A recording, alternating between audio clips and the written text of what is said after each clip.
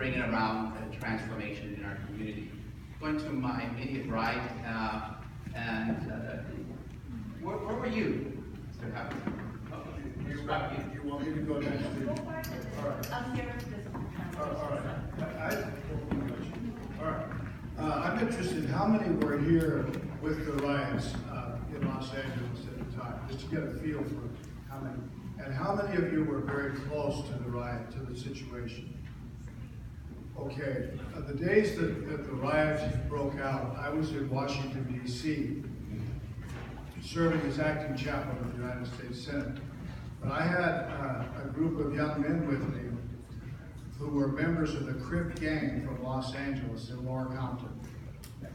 And it's a long story, but I'll just tell you in short. The day of the riots, we put these leaders of the Crip gang on the plane to fly back to Los Angeles.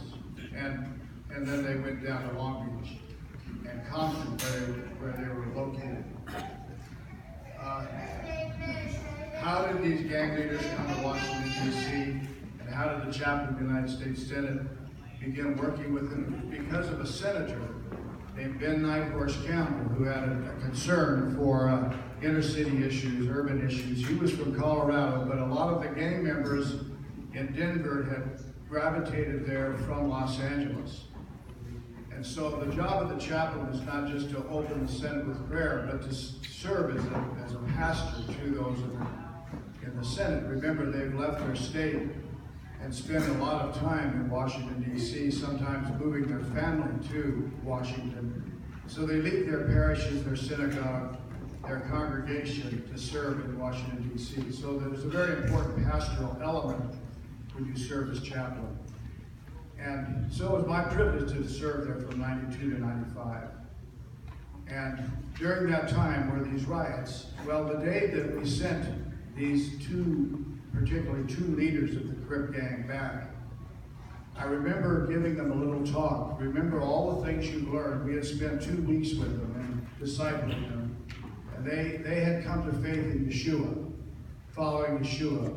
I believe we're in a post-denominational era, maybe even a post-religious time, where religious titles, where denominational characteristics and tendencies, traditions are really changing a lot. And there's a realignment of us around central truth. And I think that's happened in our time.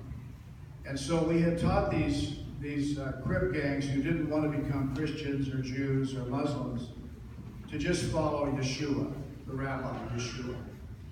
And so they began studying his principles and learning from him.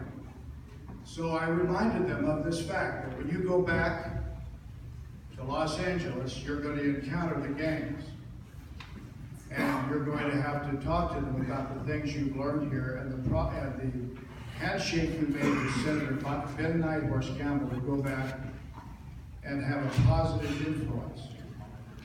They said, well, should we leave the gang? And we sat down and we pondered this possibility of them leaving the gang. And as we thought about it, we realized that the gang is really just a network of relationships. So why leave the gang and try to start something new? Why not go back into the gang as a leader and influence your gang? And so that's exactly what they did. These two brothers, Thomas and Bolo. They went back, but the problem was when they arrived at LAX and were picked up by their friends and brought down to Long Beach, the gang had already pilfered the Korean shop owners in the area. Not only were they stealing goods from the Korean shops, but they were also stealing uniforms from the police department and ammunition and weapons. And they started collecting these goods in the little house where they were staying on Orange Street in Long Beach. Well, when Nate got back, who was really the leader of the Crips in that part, and they called themselves the Insane Crips, which was part of Snoop Dogg's group as well. They didn't know exactly what to say to their gang members. The gang members were asking Nate and Thomas to go out with them back into Los Angeles that night, and the rest of the day, the next day and into the evenings, to steal and to pilfer the shops and to enter into the chaos that was going on at that time.